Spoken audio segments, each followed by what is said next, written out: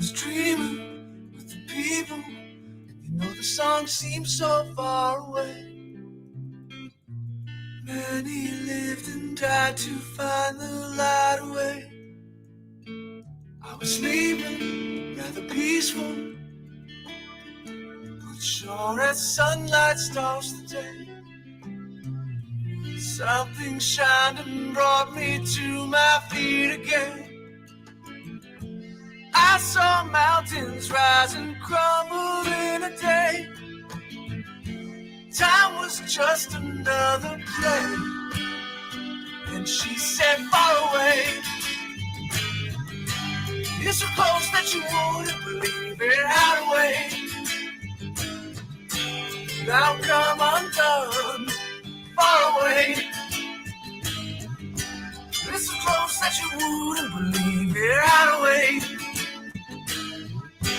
now come undone. We were seeking all the pieces, but it's not just what you say and what you do. If you're not letting the heartbeat breathe through you, step through shadows and I'll see you better, dear. Feels so good to be this clear. And she said far away, it's so close that you wouldn't believe it. Now the way have come undone. Far away, it's so close that you wouldn't believe it. Now that we have come undone.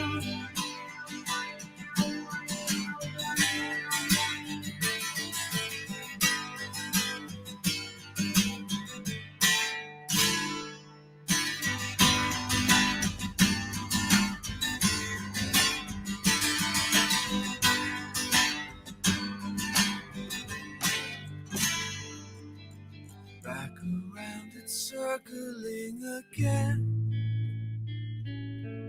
No need to look back from now to then. I love being here with you. I know you and you me too. Far away, it's out here and we plainly can see it. Another way have come undone. Oh, I'm a stowaway in a world that you wouldn't believe. It's not far away. I've come undone, no far away. It's so close and I know you can feel it now that we have come undone.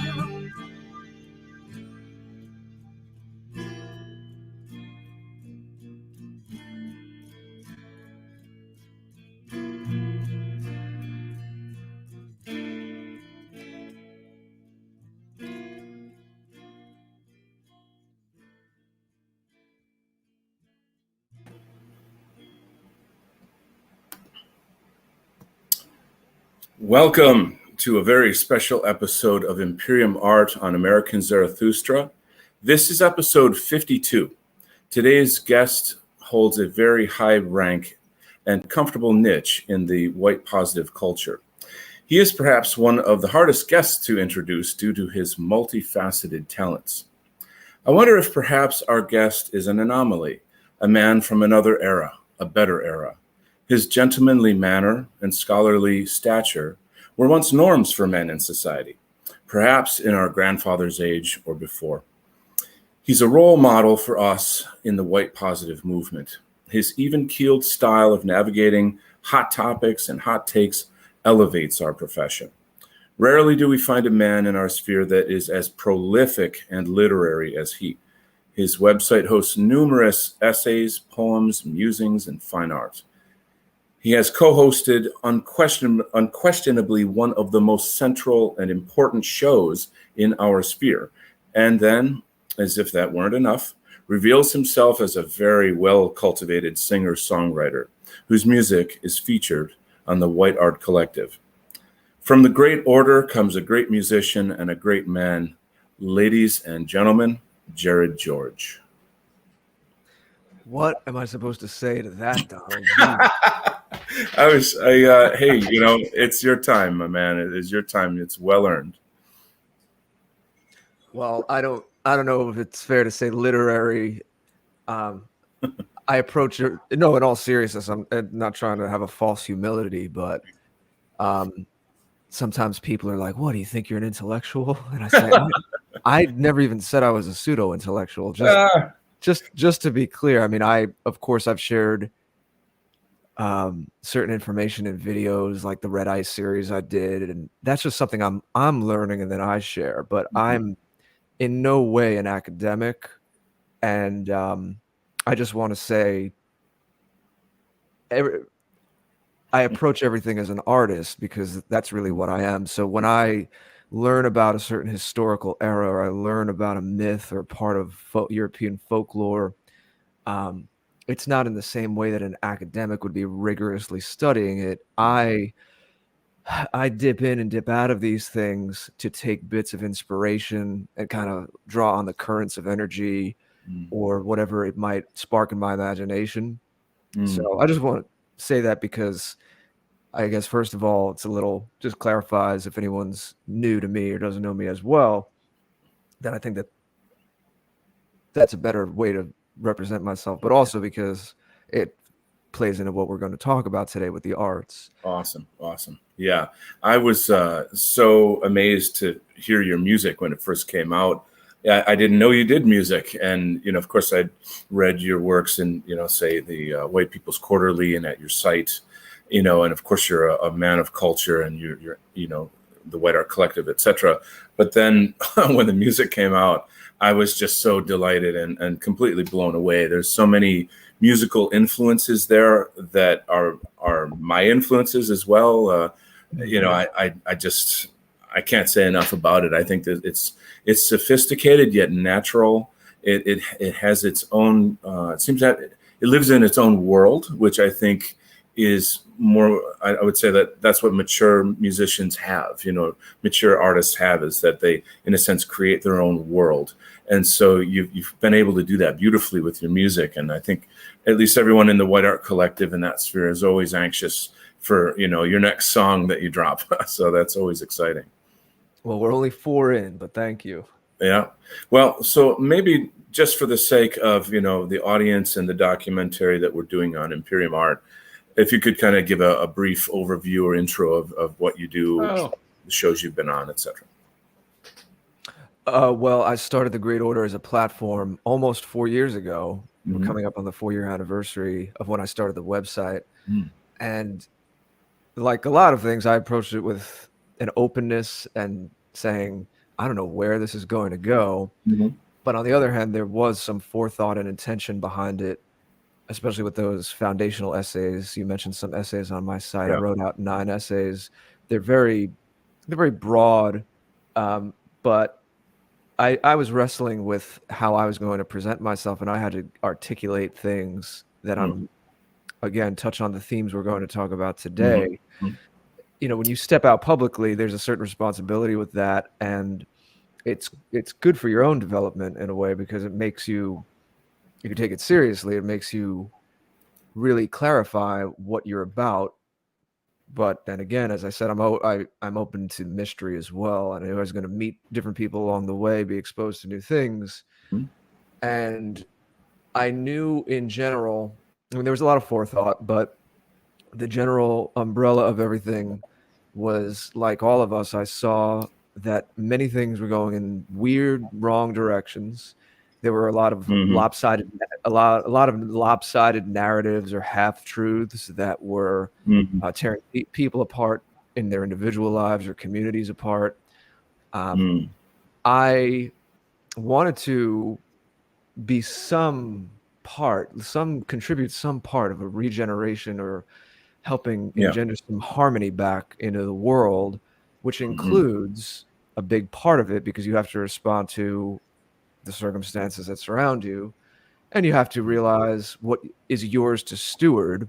This is one of the things I had to work on because I like a lot of creative people do, and I haven't lost this. It's just more tempering it with other things. I have you know, a wide scope of what I consider and am conscious to live my life almost like the kind of thing I was describing in the beginning, where you take in different influences, but you have enough, you're conscious enough, you're sovereign enough to make your own life. And when I was younger, I had that thing a lot of artists do, where I thought I geared very much to that side of, I make myself. Yeah. So, but then you realize you don't necessarily have to nix all of that, but you're still woven into a web of time and space, and it means something to be from a particular place, and family and heritage is part of that too. So we saw what's happening to us peoples of European descent. Obviously, that was a very striking thing. So I knew in the context of that would be, it would figure centrally into what I do. But it's still, I don't say this as like an optics thing. And I know we're going to talk about that. There are different people in this, and they have different takes on things. But the way I speak and what I talk about online is the same way I'm in private. I'm not hiding anything. I'm not doing this to try to sugarcoat it or sell something. Yeah. I really do believe in the balances and harmonies that I talk about. And I do believe that in times of when it's appropriate, when there's reciprocity and it's safe, that there's certainly times for, whether on a cultural level or on a person-to-person level, dialogue and friendships and openness with people of other cultures. I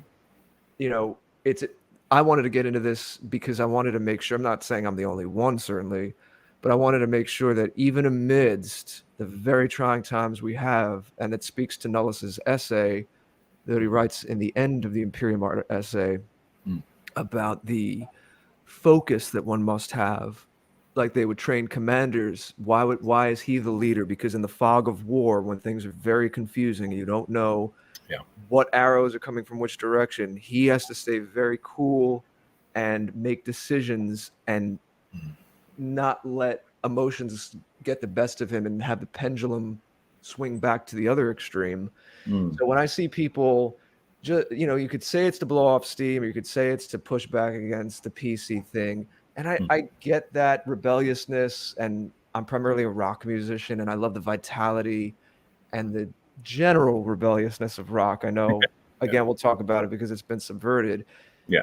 But ultimately, when I see people make jokes at, using epithets or saying they're joking, but they're, gonna use violence, not in self-defense, but just in general against others, it's like, I'm not saying it for optics. It's not who I am. It's not the trail I want to leave in the world. Right. Well, some people don't like that. Some people think that's weak. And some people message me and say, hey, I'm this way. I'm an artist, or whatever it is.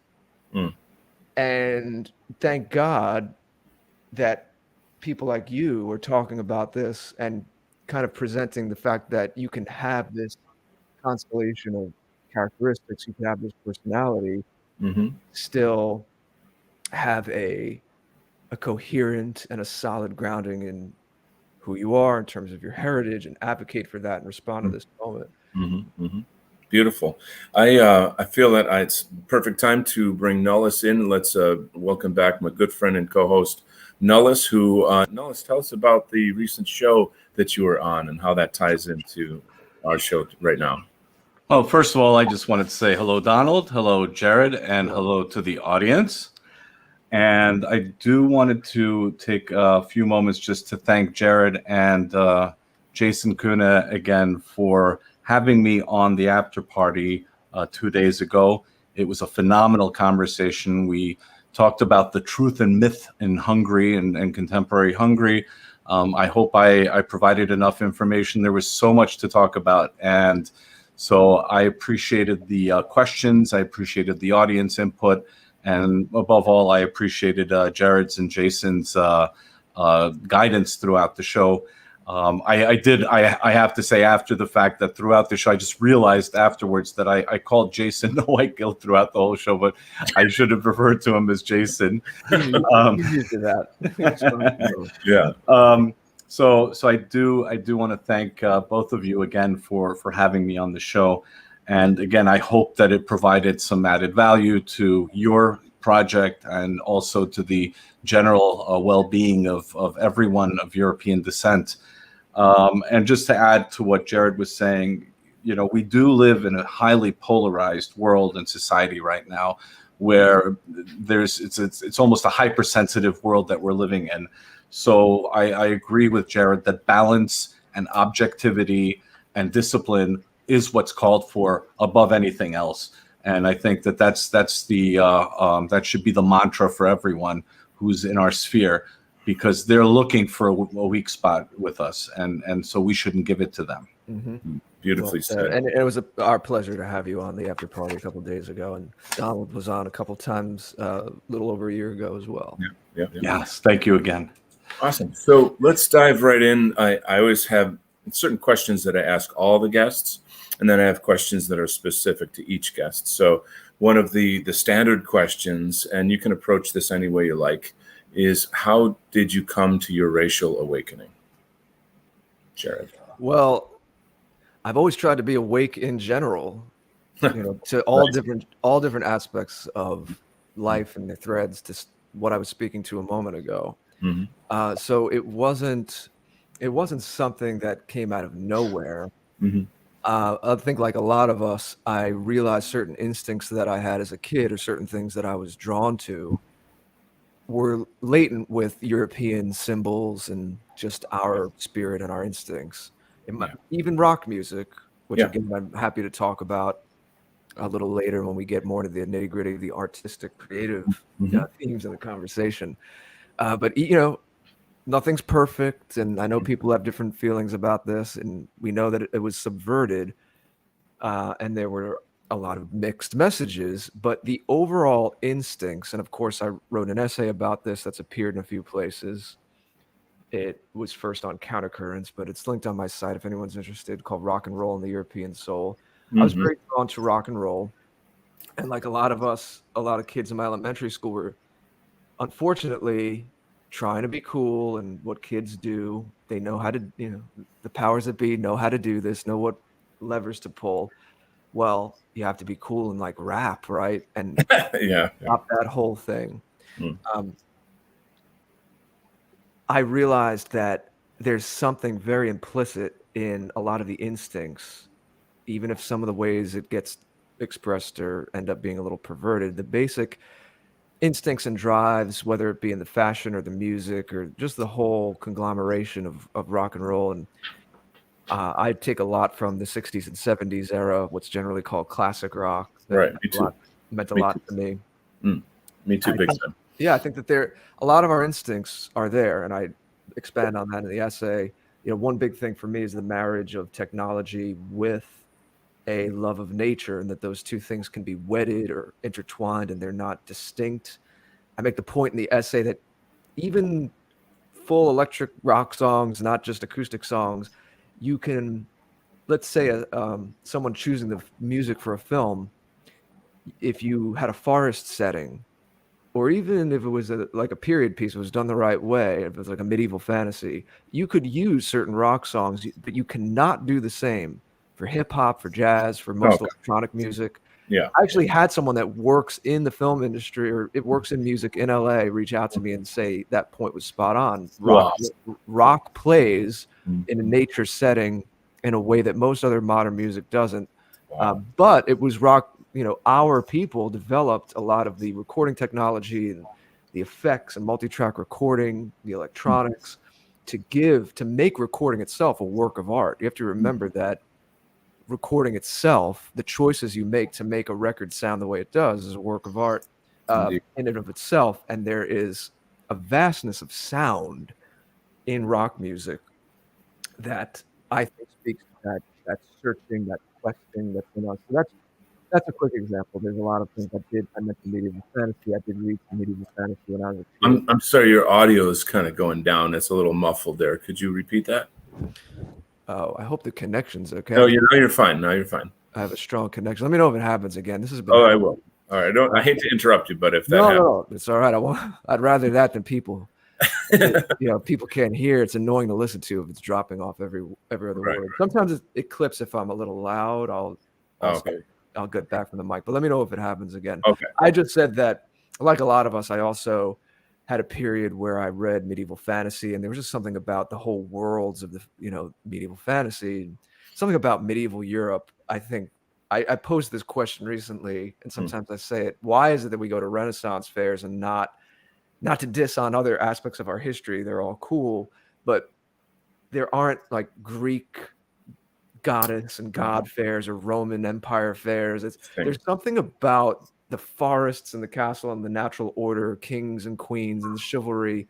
There's just something about it that seems to perpetually spark the European imagination. And I think that there are clues. There must be clues in the symbols of and the workings of that whole world and how we imagine it that reveals a lot. So it was things like that. That's more personal when I was young. If there was a before and after moment, it wasn't like it was more like a knob being turned than a switch being flipped. If there was a before and after moment for me, it was like for a lot of people, it was the middle of last decade. It was 2015 era when I started to hear about things like grooming gangs in Rotherham and what was being done to young girls. And then the fact that you couldn't talk about that, Insane.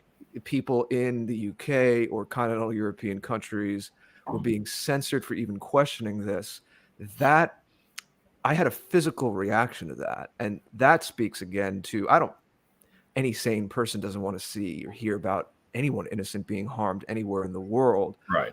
But there undoubtedly, I can't deny the fact. See, this is why liberals, quote unquote, and why it's so many of them are in therapy, because they don't have a coherent worldview and they have a lot of cognitive dissonance they can't rectify. I've always been about trying to be as honest as I can be. And I had to realize that I heard about these girls who I guess were related to me distantly, being in England, being in Germany, being in Sweden, things like this. And I almost like grieved them. I mean, it was to hear what was happening and that they weren't able to even be protected. And the few fathers that tried to, they were vilified or they had troubles with the law. I mean, it was like the world was flipped inside out. Inside out. Well said. But yeah, that news of that, I can't remember exactly which came first, but news of that is happening around the same time that I'm starting to become aware of what was called and still is called the migrant crisis, quote unquote, and Angela Merkel opening up the borders. And my first instinct was, this is a Trojan horse. This is a Trojan horse. And again, it was Europe. My people come from there. There was just a visceral protection of that. So that was a huge catalyst as well. I began to get more into this material, and it all just blossomed from there. That's incredible stuff. That particular story is very touching and heart-wrenching, I guess is the word I'm looking for. It is. I'm half English and have a profound love for England, right, and the UK in general. Yeah, I have a big tie to the UK as well. Right. So that it's very, very personal to me, and I can't figure out the psychology of the English that they're allowing this to happen to themselves. And that, I mean, I know that of course there's globalist forces at play and all kinds of things like that, but I just I crave for their freedom and sovereignty like very, very badly. Yeah. So and then you realize it's happening everywhere. You see the messages we get here. You learn about South Africa, and just you know how you guys know. The penny drops. Yeah, I do think that your point on why is there only a Renaissance fair but not some other kind of fair for, say, Greco-Roman times, or I think that might be because America seems to be part of the Anglosphere overall. That's just a hot take right there. I don't know if Nullis has a take on that, or any idea, Nullis? So that's a good question. I mean, I think that it primarily has to do probably with most Americans being primarily of Northwestern European stock, and the Renaissance Fair. Even if you go to a Renaissance Fair, you're going to see more of that kind of that style of artistry, of craftsmanship, and what have you. but at the same time, you do have a big tradition of Oktoberfests throughout the United States. Oh, well said. Yeah. So you do have, and most of these ethnic groups probably celebrate their own style. But the good question though here is the ancient Roman or the ancient Greek, kind of festivals. I wouldn't mind seeing one, to be honest with you. I think that would be very interesting. Neither would I. I love the aesthetics of that as well, like the Greek temple. Your audio is getting muffled again, buddy. Oh, let me get back from the mic. There it is. Maybe it is a volume thing. Okay. Now it's it almost sounds like you're turning away from the mic, but I think you're back now. I just wanted to add something to that, though, that there is a semblance of Greco-Roman culture in the university system. You do have the fraternities tend to have Greek names. Sure. I was just making a quick note that on a mass consciousness level, the cultural and Renaissance fairs was just an example. You could take, again, even if the messages are warped, just think about the general aesthetic. We had Tolkien, now we have Game of Thrones. Mm-hmm. Just perpetually we're drawn to the Lord of the Rings, green forests of medieval fantasy. I mean, I don't know. In Italy and Greece right now, do they have TV productions that take place in ancient Rome and ancient Greece the same way? I don't know. I mean, I've seen a few, but on their local. Just the other day, I was watching Quo Vadis, which was the famous movie from 1951. But they had an Italian TV series about it, and I was intrigued. So I watched the series, and it was much different than the movie, but it was all about Rome. And what I do find interesting, though, is they do depict Rome as very decadent, mostly. And that's interesting. I kind of regret that. I don't think that that's the full picture that we should see. Although it's a part of it, but not the full picture. Late Rome. It depends what era, I guess, they're focusing on. Correct. Yeah, but in the 50s, you had a lot of movies that focused on Rome. In the 60s too, I think. So the epics, sure. Spartacus, etc. But it's always twisted, sadly. Like Spartacus, the whole story of Spartacus is always twisted into some kind of Marxist, explanation or workers' uprising, if you will. It's kind of yeah. Well done, well said. So let's change gears a little bit here. Let's talk about your website, Jared, if you could, because it's such a beautiful site and there's so much going on here, and I think it would help to get the audience and the whole project a big hand if we could get you to explain and talk us through this. I'll kind of walk through this site here. First of all, the aesthetics of this site are beautiful. I really, really enjoy the artwork that you've picked out. It's definitely the kind of artwork I love. So, and I guess it's a good time to let everybody know that I am going to be having Jason Kuna and Jared George on American Zarathustra on what day is it? It would be Monday the 23rd. Yes, Monday the 23rd. Was just looking at my calendar for my episode of Afternoon in the Museum. So we're going to be looking at artworks like this and in this general style, and then just talking through, critiquing them. And it should be a really, really enjoyable show. So come back Monday afternoon, more on that later. But if you could talk to us about your site here, I can just kind of... You see that painting at the top? Yes.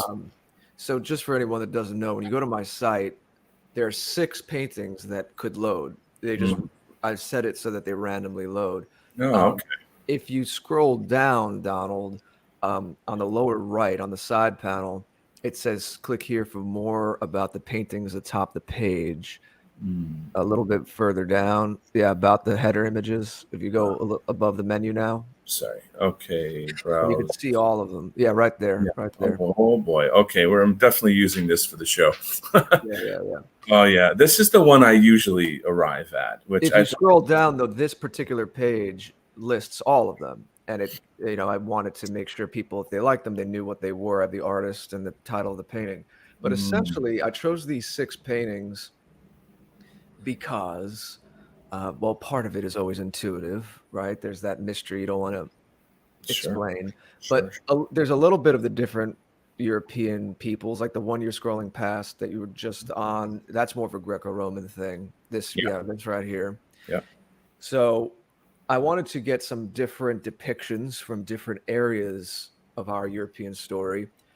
And I like that all of them said something to me about a continuum, a continuum of a people, a continuum of an aesthetic. Some of them, like this last one, which I'm really drawn to, Night of the Grail, Oh my God. a little more mystical and esoteric, but Yeah. all of them kind of to me have this timelessness to them. Like the paintings bring you into a space that is hyper real. Yeah. To me, it's depicting something very poignant and pointed, but at the same time, it's a little dreamy. Mm-hmm. And I think again that speaks to our, our rational side, but then our dreaming, transcendent side.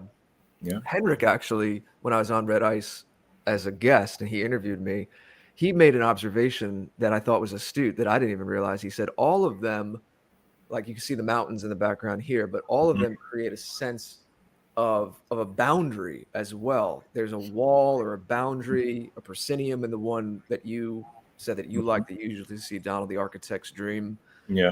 The guy waking up on the pillar. Yeah, that one there. Right. Sorry. Even though that's not a solid wall, you still see. I mean, here, look, we have the architecture of cathedrals. We have the Greco-Roman architecture in the further in the background. Yeah, and then you've got the Egyptian. Even a pyramid. Even we'll leave that open to the imagination of what the pedigree there might be. Right. I did read something recently about they did DNA studies on mummies, and something like 40 to 60% European DNA in these mummies. So yeah. Yeah, but I wanted the site to have these older paintings and be something of beauty. And sometimes I've wondered, now that I've transitioned to music, is it outdated? Does it not present that? I mean, I have music on its own page. If you hit music on the top of the menu, it's a sub page and it's more about me and the music. But I'm thinking to myself, and again, I'm happy to expand on this more because I think it fits into what you want to talk about today, is on the one hand, you have to take the vocabulary of the idiom that you come from. And I like a lot of rock and alt rock. And there's a lot of people out there where they know that language, and I like it. I'm not going to tell myself I have to go try to be a classical composer because rock is degenerate or something. I like the music. It's what I grew up on. It's in me. It's what I know how to do. It's what lights me up. Yeah. There's a lot of people out there who respond to that. And I think it's important to, if you can have someone that works in an idiom that a lot of people out there know, and it doesn't feel like this extremely fringe niche thing, I think that can do a lot to say, hey, look, we're normal, healthy people. We have these views. These views right now are heretical in most of mainstream society, but you don't have to join some club and never listen to rock again or never listen to electronic music again if you like that. And you have to, you have to go listen to these obscure genres. Yeah. But at the same time, so having said all that, at the same time, we are making new rules as we go along in a new culture. And just because rock bands in the past didn't interweave, folkish or beautiful classical European art as much, doesn't mean that we can't, because we're turning a new page in the story and we're incorporating that love, that healthy love of where we come from, putting it in a more harmonious context. Yeah. So I like the fact that now music is my main thing, but I still have this trail of what I did over the last few years. It was more cultural work. It includes aesthetics. It has those 6 paintings at the bottom and top. There's a page on my site. You're looking at the sub page. We're losing you again, bud. Yeah, it is when I get too close to the mic. It makes it must like be a gain thing. Okay. Just let me know what happens. All right. That's a sub page. Yeah, now you're back on the main page. But the main page, if you go to Beautiful Things, that's actually contemporary artists who are working right now. But it goes to show not everything right now is nihilistic and ugly. So I definitely wanted to, and none of this is my stuff. It's just other artists. Sure.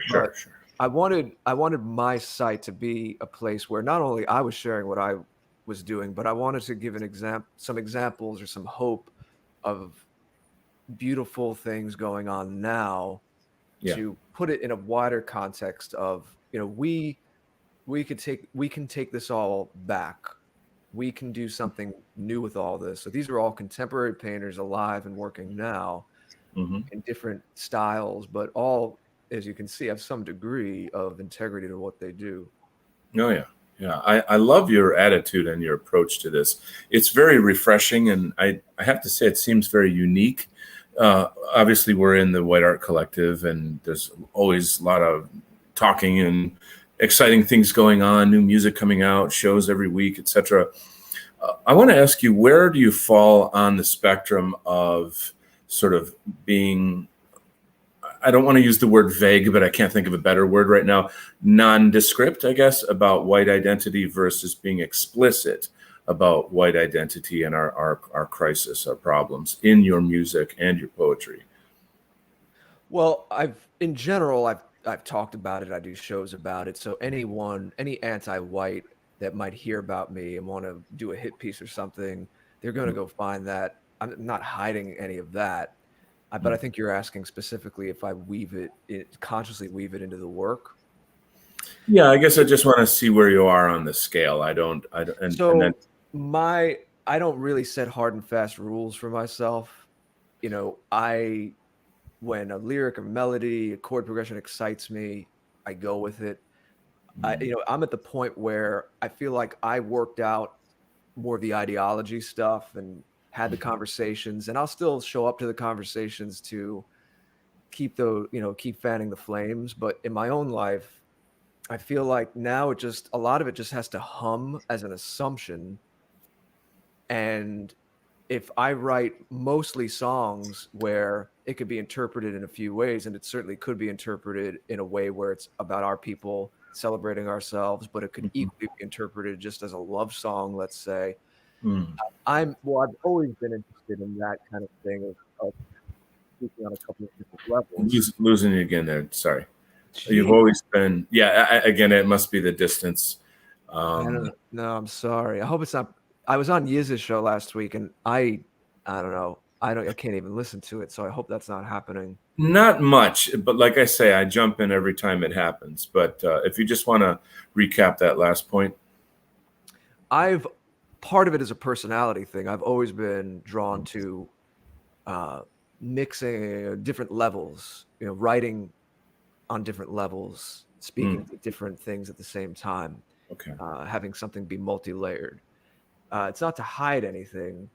I feel if I want to write something more explicit and it works, then I'll Mm. do it. I don't have I guidelines. see. I don't have So guidelines for myself. right there, what you said, if it works. So this is a consummate artist right there, because you're the art is what decides, so to speak. The aesthetics, the quality, the value of the art.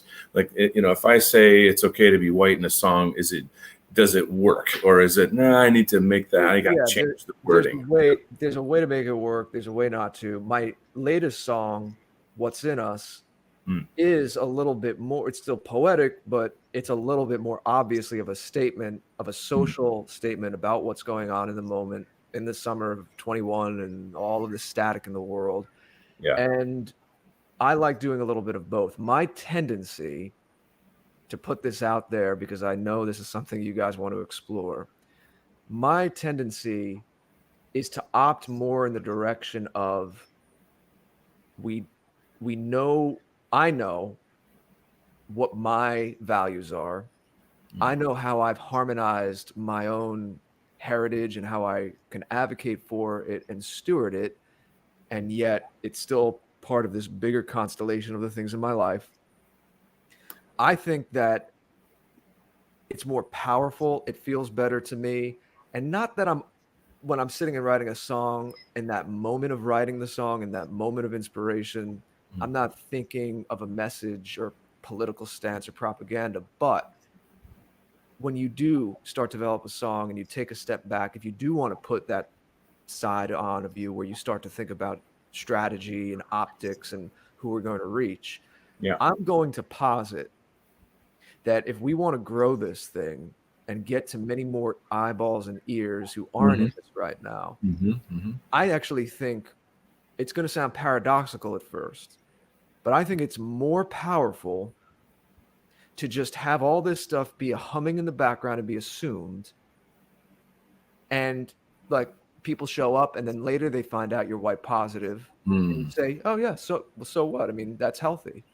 I think that if you're making chants of, the chorus of a song is it's okay to be white, it to me, there's nothing wrong with the message, and I'm not trying to obfuscate it because I'm scared of repercussions or anything like that. Right. It's more that it just feels too niche to me. It feels too much like, oh, this is a little club over here, and unless you know all of these things already, it's not really for you. I mean, Motown music was by Black people in, a record label in Detroit. As Black artists. They didn't call themselves Black Records. It was just understood that it had more of a Black spirit to it. And I think really the fact that we see people watching the Oscars less and tuning into, Major League Sports less, I think it's because the powers that be obviously are nervous. That is a silver lining at all of the craziness going on. Yeah. But I think it speaks to the fact, I'm gonna say something here. I'm not sure about this, guys. I'm gonna put this out there more as a speculation just to chew on. Okay. Not like I've done studies on this. Right. But I'm thinking that as much as you could say the average person out there, they're told what to think and it's easy to disparage the masses, that kind of thing. I still think that most people want to feel like they're part of something in like an indirect, implicit way. When they start being told what to do, even when it's those celebrities who starred in the TV shows and movies they've loved over the years, when you have Jennifer Aniston and different Hollywood stars coming out and saying, no, you have to think this way about this topic. Right. Even the average person out there starts to bristle a little bit. Oh, yeah, for sure. So I think the fact that Hollywood is playing its hand now and more of these celebrities are the movies and even them as personalities, they're not really, it's not subtle anymore. I think that's why you're seeing, and the message sucks, and there's a lot of incongruities to the worldview, and it's harmful to our people. But I think I'm gonna, I'm not always a populist, but I mean, ultimately, I think I blend, and I want to marry, like I usually do, as an elitist side and a populist side. But as much as in my certain moments I can kind of despair of the great unwashed masses, I will, again, I'm going to put this out there just as a speculation, that even the average person out there who believes most of what they see on the movie screen, on the TV screen, it's better to just implicitly lead them than to tell them what to think. And when you get into that kind of propagandistic music, again, it's too much. Like, people go to concerts to let loose, to have fun, to be part of a collective experience. Yeah, then maybe a little bit later, once an artist has that devoted following, they turn a little more political. You get your Bonos making little speeches. But once we have the more cultural hegemony and more people into it, maybe you introduce that a little bit more. But even then, most U2 songs are still songs you hear on the radio, and it might not have a super explicit message. And that's really where I tend to go with all of that. Nellis, do you want to chime in a little bit? There's so many interesting topics here, and it's all quite fascinating. I thought I'd give you the mic for a second. Yeah, I actually had an interesting conversation with a few people today about this very topic. And this is an interesting one, right? So I believe, first of all, I believe there's a place for the organic. And what I mean by organic is the folk music, the folk dance, the folk art. That's an organic expression of our cultures and of our people. So I think that speaks for itself. I do believe that within the folk art scene, There are a lot of people who want to hermetically close that genre, so to speak, and treat it as a museum piece as opposed to something that's alive and constantly evolving. So I would say that the only criticism I would have in folk art is that we shouldn't treat it as a museum piece. We should treat it as something that grows with us over time and incorporates various elements of the contemporary world into that organic sphere. And then you have the implicit art, which I agree with what Jared was saying in terms of you don't necessarily have to voice an explicit message every single time. You can in some instances, you don't have to all the time. What's more important is the overall direction of where you're heading with your message, what it is that you're trying to achieve with your art. But I also feel that there's a place for explicit, more propagandistic art and expressions of art. You saw that in the 60s all over the place. You saw a lot of artists, Bob Dylan is a classic example of this, but you had a number of different artists throughout the 60s and early 70s who were very expressive politically in their art. And maybe I should say that if you do that, there's nothing wrong with that, but you better be really good at what you're doing. And you better make sure that your message is said in a way that it appeals to the target demographic, the target that you're trying to speak to. And then I would always also say that poetry, in my view, and I do want to ask you a question just really quickly, Jared, after this, but I believe poetry has always had a very strong political element. Obviously, not all poetry is political, but poetry, if you go all the way back to the ancient Spartans, all the way through throughout European history, you'll see various forms of political expression through poetry, because poetry is also it's a form of rhetoric, and it's a form of rhetorical expression. So there is a very strong political element in art, at least in poetry and in writing as well. Yep. You'll see many different stories and novels written that have a very strong political element. I mean, if you look at Stendhal's *The Red and the Black*, that's a clearly political piece. But it's done in such a way, and again, I revert back to what I said before. If you're going to do that, and it is explicit, you better make sure that you are really good at what you're doing.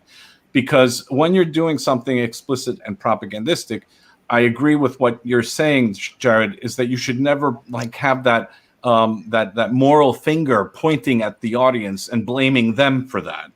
So what you're really when you're writing about something explicit, what you're really doing is appealing to their senses and their innate understanding of that theme. You're inviting, right, rather than pointing. Exactly. You're not pointing, you're not lecturing, and you're not giving them a moral lecture on anything. You're inviting them into that world.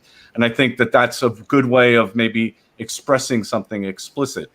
But I'd also want to say, this is more for the artists in general, that we have to be careful not to overthink our message, because a lot of times when you're creating something, you can kill the art by overthinking the message. And so for example, I'll give you an example. I don't know how good I am at what I do, but I try to improve. And the more important takeaway for me, at least, is to just do what comes naturally, and either people will like it or they won't like it. And so I think that when we approach it that way, and then we start understanding what it is we want to say, and then when we understand the balance of what we want to say, then I think a lot of this stuff happens a little bit more naturally. Now, just a quick question on your poetry, because I did, I know you've written a few poems, and I like them, by the way. Your poems are really good, and I do want to read some of them in the upcoming season of Conversations with the Wind. So just so you know, it's a heads up warning, right? Just a warning that I will probably be taking some of your select poetry and reading it on the show. Just a quick question on your process and whether, well, first of all, have you stopped writing poetry, or are you just on hold with it, or and also what your creative process was and why you decided to write poetry? I have not stopped writing poetry. Everything flows into music for me as a tributary of music. Spring Singing came out in the last White People's Quarterly, so I think that was the last one published. Mhm. But no, I was still pulling up an idea and working on something. It really, to me, is an extension of lyric writing. Is sometimes it's not really something that would fit in a song or be right for a song. I'm not saying I don't want to make it sound like they are scraps, like they are aborted songs. That's not the case. Most of the poems started as poems and were intended as poems. It's not like I tried writing them as song lyrics and then said, this isn't right for a song. And I'm not positioning my poems as like second-rate lyrics to songs, nothing of the sort. Mhm. But what I'm saying is I understand that I'm a rock musician. I'm not trying to be more or less than what I am. I'm not studied in poetry. I can't sit here and have a 2-hour conversation about Mhm. poets, my favorite poets. Uh, it still again, is tributary, it's probably a good way to put it, for lyric writing. It Mhm. really just comes from an instinct, and I started early. I was playing around with free verse and poetry at maybe 12 or 13, but because of rock lyrics, that was my first point of reference. It is just another way. It comes from that same instinct of you want to penetrate a truth or reveal something. Right. And poetry is the edge of language. It's, to me, certain things cross over into emotions that are so pure or so beyond rational that you have to express them in sound. And Mhm. that's why I'm drawn to music. But poetry is that edge of language where you're still using language, but you're shaking it free of the more linear, logical way that you might have a conversation with someone or you might write an essay. Not to say that there aren't artistic passages in a great conversation between people who can actually speak, which is very fine. And not to say there's not an artistry or interesting metaphors in an essay, but I don't think I have to explain. Poetry is the realm where you really get into that intuitive space or that mythological space where you're Mhm. trying. To me, it's always so I believe in the beauty of the world, but I also believe that there's something beyond it. I've always had a spiritual sense, but I don't set the two against each other because sometimes you create a rift and people get into tricky territory there. You could become world denying. Uh, Right. it's to celebrate the world, but not make a god of the world. Well said. I didn't really agree with the English gentleman that you quoted in the Imperium art essay who said that romanticism is a split religion, and he was saying you deny God, so you try to make the world God. Mhm. I didn't really resonate with me. I think I write. I don't know what you would call it, but I think it would make sense to call my approach to things more romantic. I even have said that I think rock and roll music is the latest iteration of Mhm. the ro of the ro more of the romantic strain that you see assert itself every few generations in European man. So, it's not it's not a hermetically sealed thing. It doesn't mean that because you're romantic, you can't use technology as well, and everything you do has to be some flowery celebration of nature. Um, but it is more celebrating the little subtleties and the beauty behind you want to capture a moment. What does it feel like to be sitting on this lake and looking at this sunset with this person at this exact moment? You can't freeze that moment's going to pass, but Mhm. you want to mark that moment and you want to use language, as I said, to penetrate that feeling of I had sitting there with that girl and looking at that sunset. What did that feel like? What was that experience like? I want to reach out to you, the reader, and share what I was feeling, and maybe you can connect and see something of yourself in it. And there's that Right. tether that connects. So that desire to connect is what's behind. That's the that's the wellspring or the urge that usually prompts me to write, whether it's a song or a poem. So I guess the poetry is just it's not my main craft, but it relates well enough to songwriting. And I love using language in this imagistic way. So it's another expression that Oh, we're losing you, buddy. It's another expression of. that instinct that I was just talking about. Okay, I'm sorry. Yeah. You know what I find fascinating?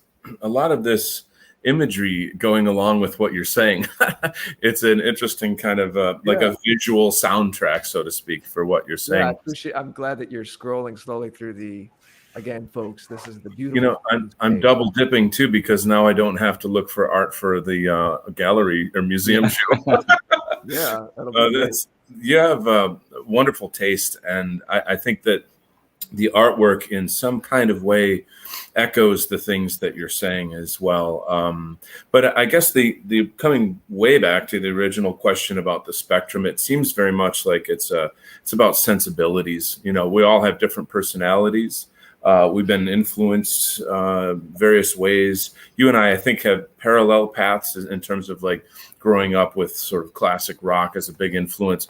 I see myself, or I dream of myself as being more of the protest rocker. You know, the guy that gets people fired up about stuff. But you know, I've written not billions. I've written lots of songs that are just, you know, woe is me kind of, you know, like sad rocker songs or whatever, you know. And at some point I hit a wall and said, like, this is, you know, it's real for me, and there's some beauty and art to it.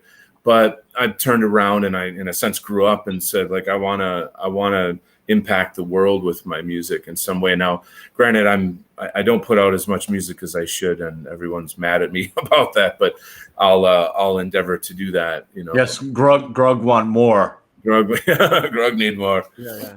But you know, my last song that I did with that collaboration with George Floyd, the "Someday Is Today," is right on that mentality of like, let's do a pop song, a sort of a electro techno pop song, so that the message can kind of be popularized, that it in some sense can reach a broader audience. Because everything that you said was so solid about, like, you know, you have to be in this particular group and you got to know all the memes and all the history and XYZ.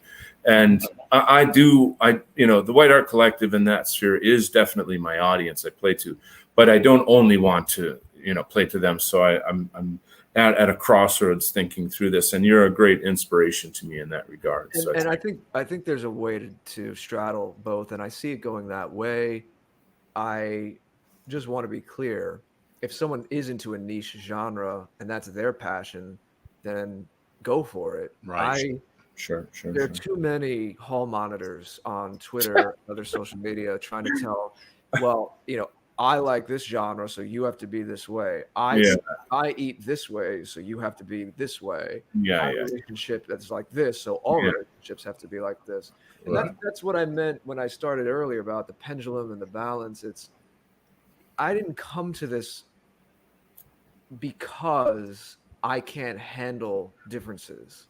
And not the people who I've met, some of the best people in my life through doing this, so not the people that I regularly work with and rub shoulders with, but in the wider spheres, it seems to me that it's reasonable to endeavor to guess that there are people in this who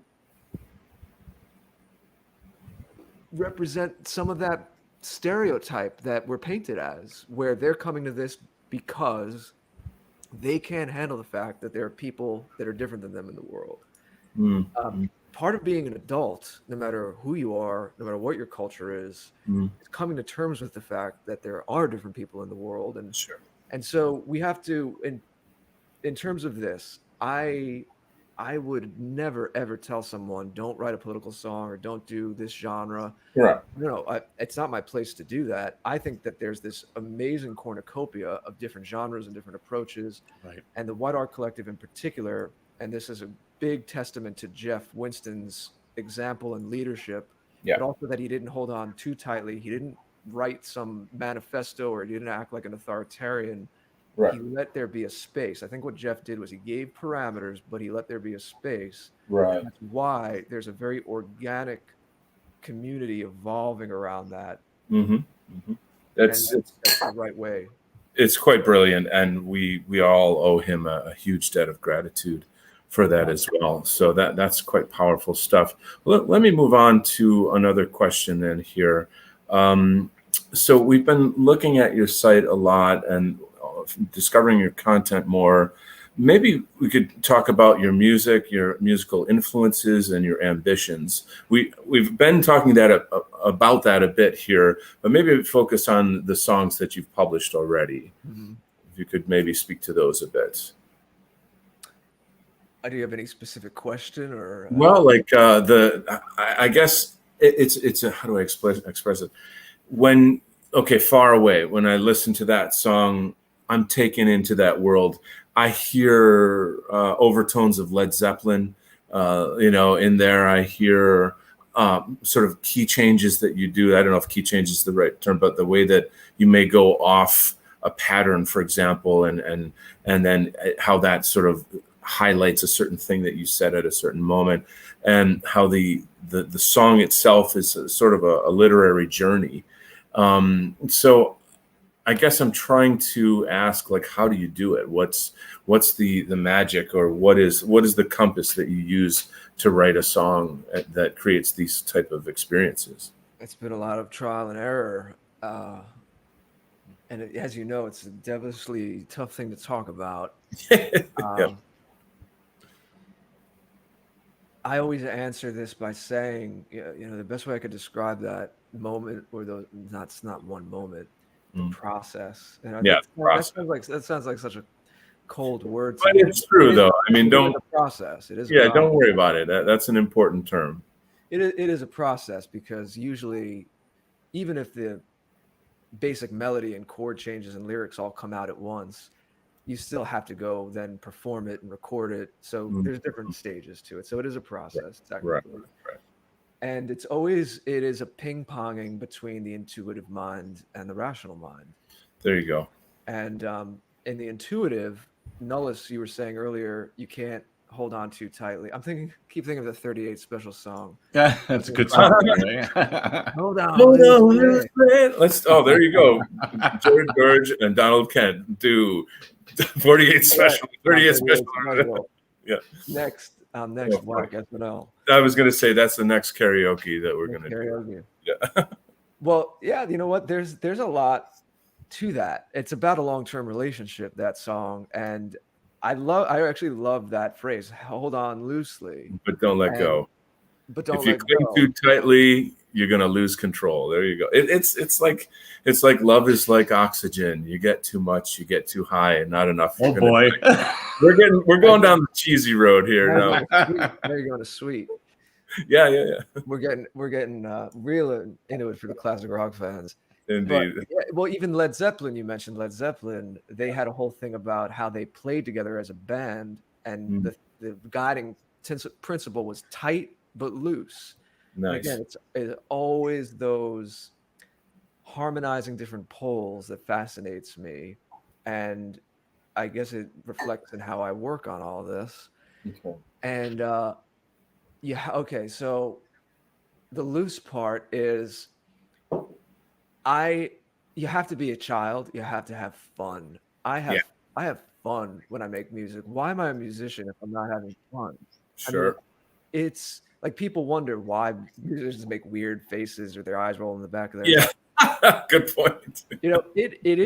It's not that you have the stimulation of your specific areas of your body, but when you're really in the moment of making music, when you're playing music, it does parallel in a spiritual, like a broader feeling sensation, making love.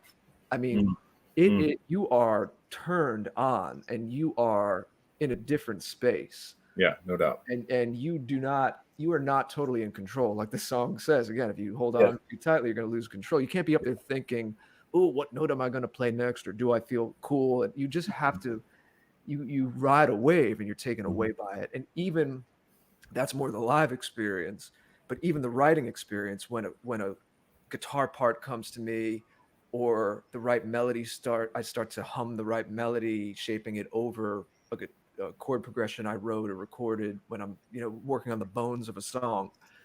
things click and it's exciting. I mean, music comes through your body, and you have to Yeah. be excited. You have to be turned on by it. You have Right. to say, "Man, okay, this is something." You feel that fire in your belly. Then Hmm. you start to shape it, and you might say, "Well, these lyrics, they don't work. They're too clunky." So it's a sculpting process. You get rid of this, or this musical idea might be cool, but it doesn't fit in the song. That's where Yeah. the rational mind comes in, and it's this constant ping ponging from that moment of inspiration and on the final product, where you're going between the intuitive and the rational.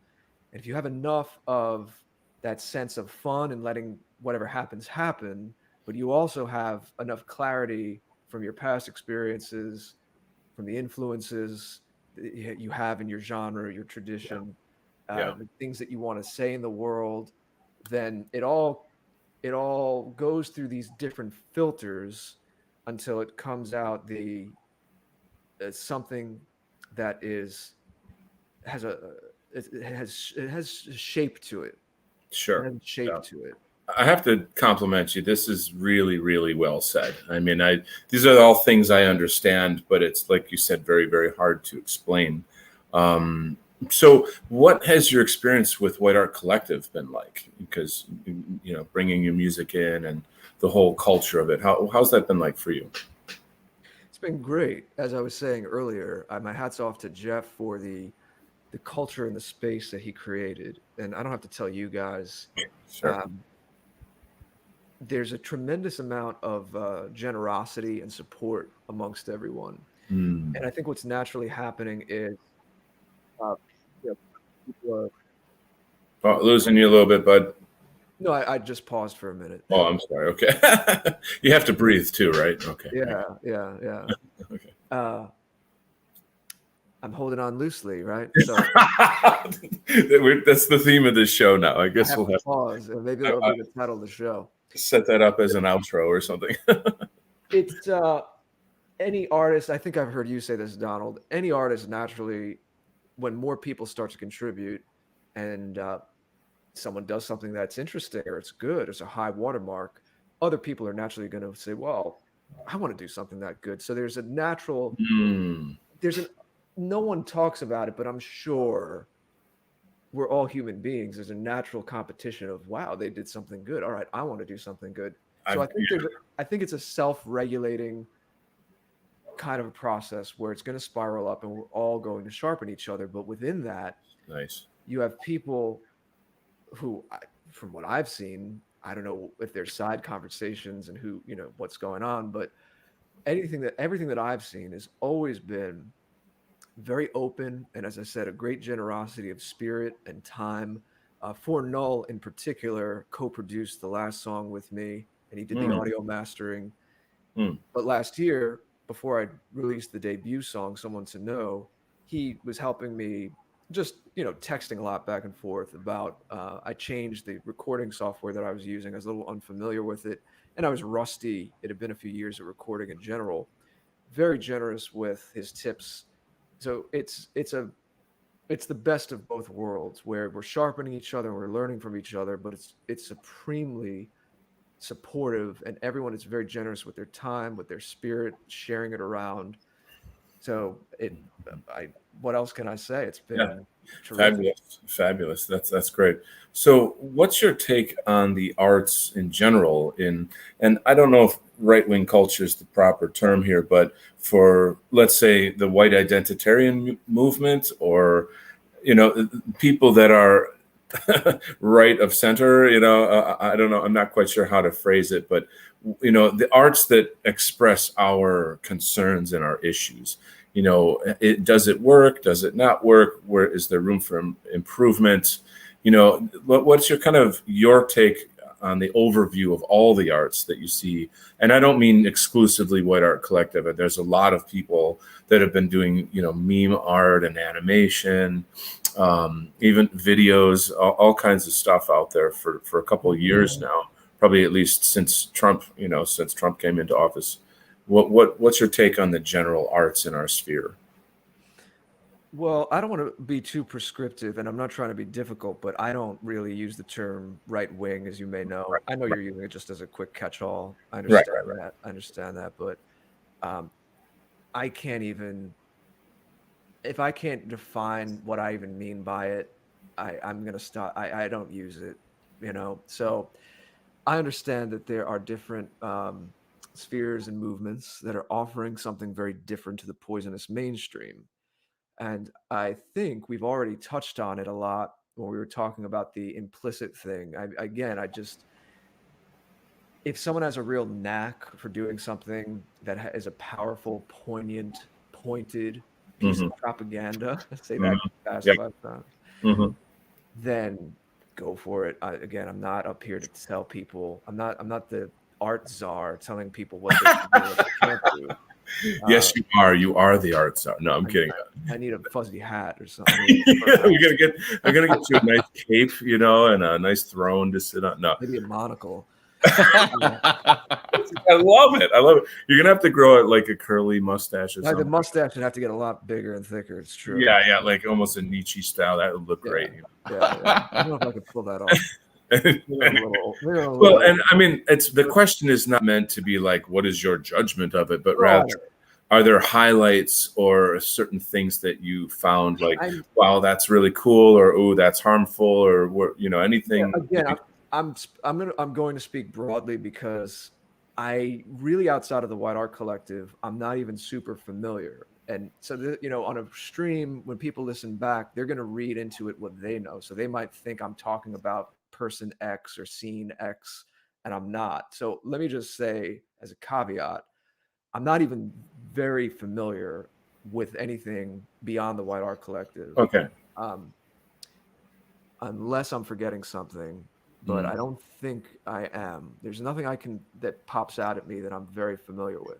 All right. Well, But having said that, um, okay, mm, when you meet someone at a party, or again, if people go together to a venue to see a band, they're going for an experience. That's the primary thing: the connection, the experience, the catharsis. mm, Now, all of what I do and have talked about and learned, as I mentioned for myself in my music, it's usually just humming there in the background. And again, I don't want to sound like a broken record, but it's not to hide power levels. It's yeah. not for optics. It's just naturally who I am. And I think that if you do think strategically about it, I think it works better. It works better. Not that Hmm. you're trying to appeal to the lowest common denominator, but we do need to change hearts and minds, and we do need more people to think like we do. You will see more dominoes fall into place as Hmm. more people remove the white guilt, remove the meme pathogens, get healthier, get to Hmm. express their instincts better, even just to acknowledge, even for a lot of white people, just to say out loud without feeling embarrassed that something like 90s Britpop or something like some of the 60s music we talked about. Hmm. Again, putting aside some of the weird messages that came along with it, Hmm. it was still implicitly white. It's implicitly ours, the styles, the Hmm. fashions, just the way it looked, the bands, the sound. Even to get people, the average person, to acknowledge that, that would be a big deal. Other things would begin to fall into place if more people were just comfortable saying something like that. Sure. Sure. To me, the people that I know that I can think to, whether they're in my life now or they're people that I used to know. Yeah. If I present some cool rock music or electronic music or what have you, and some of the messages are there, but they're implicit, and I explain, well, yeah, this is what I do, and I have some, these are my friends. Okay, maybe you're getting them on board a little bit, and they're not seeing anything weird. If you go and put some esoteric symbol on a thumbnail, all of a sudden they were taking steps towards you, they're going to take steps back. Mm. If you unnecessarily use racial epithets, or if you depict something where it looks like, it's a white person harming a non-white person, they're Oh, going to take a few steps back. yeah. This is my experience. I know people have different perspectives on this, but this is what I'm offering. So if you Yeah. don't like it, don't follow me. Sure. If it resonates with you, then I'm someone we can party together.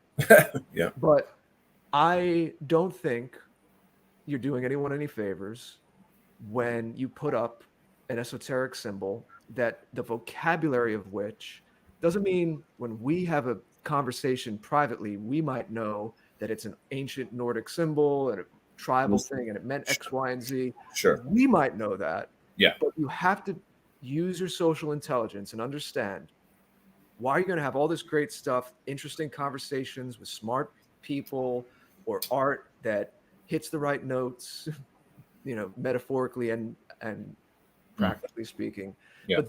But then you splash this esoteric symbol on it, or you say this edgy meme, and you forget you're not in a back internet chat room. You're making my life harder. You're making all of our lives harder. How do I then go and show this friend or family member at Thanksgiving? Yeah. Oh yeah, this is what I'm doing, but there's a black sun on it. I'm sorry, I'm just going to say it. That's asinine, and it pisses me off. I don't understand the lack of judgment that some people do, that some people have with this stuff. And I know I might be hitting some buttons, and I know you guys might even have some different takes on it, but this is as honest and real as I can be. Yeah. I don't think it's helping anybody, and I think we need to have discipline and a bigger picture, longer game thinking about stuff like that. It's really, really important to think about, to talk about, and just like any kind of relationship, you have a private face and a public face, so to speak. You have things that you and your friends know and can talk about freely, or you've got your private Telegram group or whatever it might be. And then if you're out there trying to make an impact, I'm understanding what you're saying. And it's one of those topics that is always in the air, certainly with the White Art Collective and definitely in the broader sphere. I'm wondering if maybe Nellis wants to speak to that a little bit. Well, I mean, in theory, I think that the approach is well stated. I think that we do have to have a balanced approach. I think that our point of departure has to be that of love and not that of hate. We have to focus on the positives, and we have to accentuate the good aspects of who we are to the best of our ability. Where it becomes difficult, at least in my opinion, is that these goalposts are constantly pushed and constantly challenged. Ideas that were completely normal just maybe even 20 years ago are now considered taboo. You have general things that you think about that when you talked about it maybe in the late 80s or in the 90s, it was not a big deal. And now it's hypersensitive. You have things that are called hate speech, or you have things that are called hate symbols. And again, I'm not referring to the things that you were referring to, Jared, but in general, that, when they start saying that, for example, the sign of the cross is a hate symbol, you have to draw a line somewhere, and you have to ask yourself, where is it that you draw that line?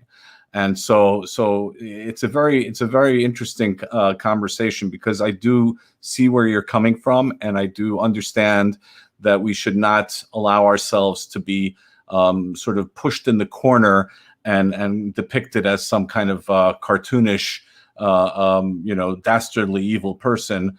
But we also have to recognize that there have been decades, if not even longer, of brainwashing that has completely twisted the narrative around in a way that even something that would be perceived as a normal, healthy expression of who you are and what your identity is, even that's challenged to the degree where many people now cringe, even though they shouldn't, and they cringe to the level where it's self-destructive. So there has to be a point, I think, that we have to draw a line, and then we have to say enough. I'm not going to move from here. I'm not budging from this position. I agree. We can't be reacting to the enemies moving the goalposts. Right. Esoteric symbols from secret societies or tribal was never part of the American vocabulary. Right. Outside of self-defense, going after and attacking or making jokes about being violent towards non-white people was never something that was in the popular American general discourse. So I agree with you, but let me be clear. I'm talking about stuff that's always been fringe. And Donald, when you said public face, private face, again, I'm the same way privately. When I talked about private, all I meant in this particular case was, let's say, a particular example, like a black sun, like a specific symbol that you might understand with your friends that has been twisted and that had a different meaning and it was a more holistic or spiritual meaning. But I don't mean sitting, you know, speaking like we do now, but then getting off and talking about unnecessary violence or talking about all kinds of nonsense, Fed posty type stuff. Like that's not. It's not that I'm hiding it. It's just not who I am. Right. Donald? I think Don. Sorry, I oh, was muted. Yeah, boy, I just gave the greatest speech of my life, and it was muted. No, I'm kidding. I was holding on too tightly. No. I'm feeling everything you're saying, and I honor that, and I respect that tremendously. And I'll be honest, I do struggle with some things myself because I feel, it's really probably a topic for its own show, to be honest. So like maybe we'll set that aside, put a bookmark in that one. And then I'll ask you if you could respond to the Imperium art essay. Of course, that's a question we ask all our guests. And a lot of times people will make notes. It's pretty intense. But for you, I'm really excited to hear what some of your responses are. Well, in general, no, first of all, you're a very good writer. And Little muffled there, Jared. I was just saying, Nullis is a great writer, and it was an interesting read. He had some great turns of phrase. Yeah. And I think I appreciate the spirit in which you guys are approaching this, and I can relate to it. And it's the same spirit that's behind what I do. And it's that you didn't come down from the mountaintop and say, well, this is some manifesto and it's ironclad. Right. As well thought out as it is, obviously you put a lot of thought into it. You're using it as a starting point. Right. To develop things and to have it as a basis of conversation. Mm-hmm. And I think in that regard, it's important. This is a strange thing to say, perhaps, because I'm not into navel gazing and counting angels on the heads of pins and things like that. But there is a sense that I got from this essay and you two using this show as this ongoing conversation and kind of a document of how different thinkers and artists react to this and we kind of build together, is just the fact that we're having the conversation itself in the bigger conversation in a way provides a backdrop to the kind of art that we make. Because again, I am not of the ilk where I think we need to arrive at some ironclad manifesto that all of our artists need to adhere to. Right. I don't think that's realistic. I don't think that's how our people work. And when I say our people, we're talking about many different peoples, different ethnicities within the wider European sphere. Mm-hmm. I don't think that there's ever going to be, how are you going to enforce that or say that there's this thing you have to adhere to? It's all you're just putting up these signposts. Mm-hmm. Exactly. And I think just to be aware that we're part of this story and that there are these general instincts and lessons that we adhere to, or these symbols that we respond to that we were talking about earlier, like with the Renaissance fairs and medieval, just to be aware of that and have that percolate and absorb itself into your psyche as you're continuing to write, make your art, make your music, whatever it is. Mm-hmm. I think that actually does a lot. We're losing you, boss. I'm saying, no, it's the essay, and then Donald together with you, the show. This is an example, a lot of us do these things, that's putting the questions, it's just keeping the themes and the questions in front of us. Right. And in a way, again, I know it might sound weird because it almost sounds very passive, but I think that in a way, just that in and of itself is this soil so that the creative types can do their thing. Now, again, we're talking largely in the context of art. There are other people who might have to frame the socio-political narrative reinterpret and reframe the news for us that might have to be, more pointed and more specific about certain things. But what you're doing again is just creating a space and have Hmm. us just have these themes be and these questions and these what we wrestle with just be there, just to be aware of them. I think in a way is already doing its job. And then you kind of, when you go back into your private space and you're sitting there with your journal or you're sitting there with your instrument, some of this stuff is going to come through if you take it seriously and you have conversations like this, you care about it. Even if we don't agree on things, we're wrestling. You might feel one way, I might feel another way. Just the fact that we're debating it, we're turning it around like facets of a diamond. In a way like that, I think that is the end in itself. Mhm. And so that's the kind of the broader scope. And then I would just say again, in that theme of hold on loosely, terms like the biospirit are wonderful. The very first time I spoke to Jason on a stream, he used it, and I immediately recognized that it was again harmonizing spiritual and material. It just rang true to me. It made sense. It was a Hmm. broad term, but it still had a bite to it. Yeah. And I love it. But I think we need to remember that it's still a generality.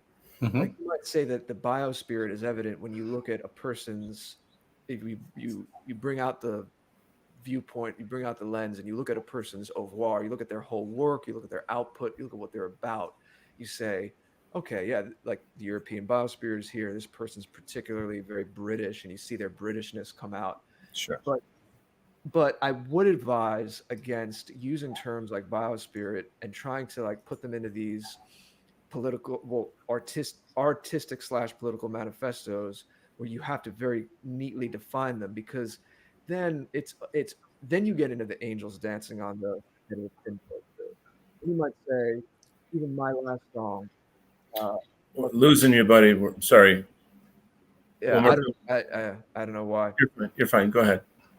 Yeah, apparently, when you tell me you're losing me, then it resets it. So as long as Okay, I have a little secret button over here. I keep turning it on. I'm I totally think good. the stream just likes to hear. Maybe it's telling me to talk less. No, no, Maybe the this stream is just likes the sound of your voice. no. It's this. This is pure gold. Everything you're saying is I pure. was just making one last point. So biospirit, I think, is useful, but we have to remember it's a general term. It'll apply to someone's au revoir, their overall trail they're leaving in the world. Okay. And you're going to get into trouble, I believe, when you say, well, is this biospirit because this song's on an acoustic guitar and it's folkish, and this song is electronic and it has more of a beat? Is the folkish song more like expressing the biospirit more purely? I think we're going to waste a lot of time if we get into nitty gritty like that. Mm-hmm. Yeah. What were there any specific points in the essay that really stood out to you that you want to respond to? I spoke already in the beginning to what Nullis you wrote towards the end of the essay regarding cognitive dominance, being in control of your own mind and Mhm. being able to penetrate the fog of war. Again, that's the spirit by which I say what I said earlier about those balances. It's nothing to do with being scared. God could come down to me and tell me I would only be blessed and have a Midas touch. Anything I did, I would never suffer any repercussions of anything I say online. I still would be doing what I'm doing. So it's not an optics thing. I think it fits into the spirit of what what Nullis wrote at the end about cognitive dominance. Is you have to have that discipline of a warrior and understand you're in the fog of war and Mm. not let that make you anxious or want to lash out or Mm. get off your balance. You have to have a supremely balanced perspective on all of this. And Mm. so that stuck out. And again, I know I said this in the beginning, but just because we spoke about it recently, I want to again make sure that I'm bridging that, what Nullis wrote in the essay, to what I said in response to some of the things to look out for, and maybe Well, you're fading off, fading away. fading away, far away. Sorry. I was just saying it's the bridge. Oh, okay. It's that point in the essay. I wanted to bridge that to it's the same spirit behind what I said regarding Hmm. not being an idiot with Fed posty stuff and not making this just your personal, public complaint soapbox, Hmm. not realizing that you might be leading people into some bad places. I almost think that that's not art.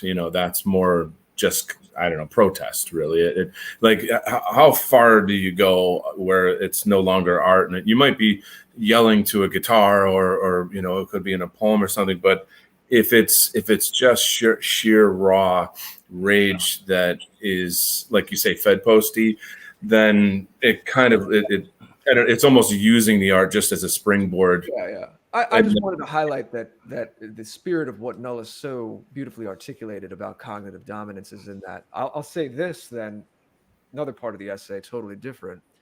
So I'm not a novelist or anything like that, but I appreciated what you wrote, Nullis, about modern movies and a lot of books are about world creation, and you get lost in this minutia, and it's this escapism. And later you use this great term, cultural drugs, that a lot of media and quote unquote art is really cultural drugs. And I love what you wrote. Even someone who did create this vast world like Tolkien, the characters and the moral lessons were still primary, and how Right. we need to re-engender that into our storytelling. All of our old fairy tales, same thing. It's presenting different choices you can make and what the consequences of those Exactly. choices are going to be, and they help sculpt better character in people. I think that you made a tremendous point about that. And then you, not in the same section, but later you do mention, again, one of these great phrases you came up with, cultural drugs, is interesting to me because, again, I love rock music. Rock music is very cathartic. It's very vibrant. You were asking Donald about ambitions. It's like, I want to keep that vibrancy and that realness of rock music and related genres, but respond to the cultural moment we're in now, kind of use it for better now. Mhm. And when you wrote, Nullis, about cultural drugs, um, yes, I want to create experiences. Not everything has to be overtly like a message, and sometimes there is something special about people just enjoying a concert together, because what it does is it elevates you. It's nourishment, or like a workout room for your spirit. So you can go, like, when you know how sometimes they come back from a concert and they feel cleansed, or they feel this rush of energy, and sometimes it lasts for days. You Right. can take those bits of inspiration, or you can get it from a painting. Maybe it's a little less visceral or physical, but you can get it from a painting. You could get it privately listening to music, get it reading. What it does is it fills up your tank a little bit, so that you can you could be a better whatever you are. So in that sense, you might say, well, Jared, isn't that a roundabout way of saying it's still a cultural drug? But I would say no. Nullis, the kind of degenerate popular media examples that you're citing in the essay are actual drugs, because let's Right. remember, I think the key is to remember is this: drugs operate on the law of diminishing returns. Mhm. You need more to get the same effect. We're doing something, what I want to do is, yeah, some of it can be experiential. It's not like every song has to be this grand statement. Some of it could just be having fun and letting loose, and that's okay in and of itself. But in the context of what my values are and how my compass is pointed, it's put through this lens where I want to do right by people. I want to do something salubrious and healthy and edifying for Mhm. people. So I don't want it to be these like super simplified beats and that modern kind of stuff where it's just the cultural drug, like you said, and it doesn't. You just want the next song that sounds like that, but nothing Exactly. really. last. I mean, time will tell, but it's very hard to imagine that 70 years from now, they're going to be record collectors looking back at like Nicki Minaj the same way we do for like Led Zeppelin. You know? Sure. Yeah. Sure. So that's the kind of thing that I'm talking about, where is it an upward spiral of appreciating returns, or is it diminishing returns? Is it just a sensation for the moment, but then you need the next hit, as opposed to this work where you can return to and you keep getting new things from it. My favorite music, I'm sure it's the same with you guys, is it's this wellspring, and you go back to it at different points in your life and you hear different things because it's multi-layered. It's actual art. It has substance. It has different dimensions to it. Yeah, I would add, and first of all, just for the audience's sake, because I agree with what you're saying, Jared, but for the audience's sake, artistic expression has many forms. Like we were discussing earlier, there's a more explicit form, a less explicit form, a more folkish kind of organic form. There's many different ways, and then even within those kind of broad categories, you have then various genres of music, various styles of poetry, various styles of novels and short stories, and you have it in painting. I don't even want to get into that, but that's a whole world unto itself, or sculpting. So suffice it to say, just the other day, I think it was like last week, I posted this video that I found on YouTube where this Irish musician was playing at an airport, and all he did was just play a simple song, and the whole crowd, everyone around him, was not, they weren't just watching, they were participating in it. And I think that what makes real art good, and we can argue this again, with classical music, they're not really participating, but then I always ask the question, are they not really participating? They might be, but in a different way.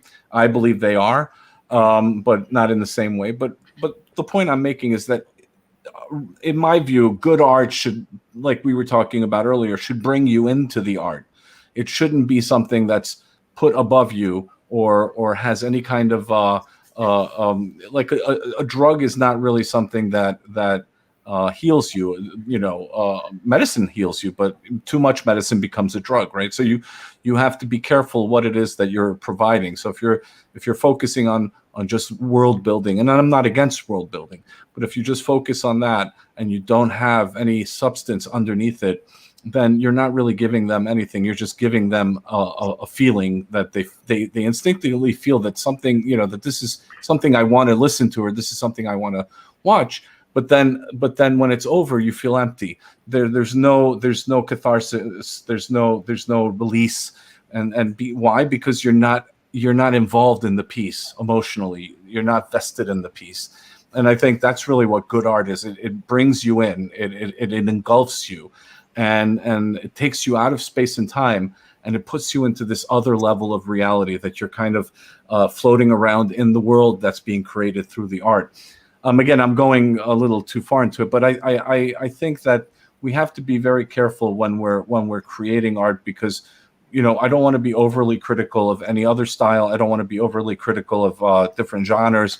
I would just give everyone my impressions on it. And again, this essay is we're trying to contextualize and trying to create something out of nothing with the essay and with this project. So that's why your input, Jared, is so vital. That's why the audience's input is so vital, and all the other guests that we've had, and hopefully, all the other guests that we're going to have in the future, the critiques, the insight that you give us.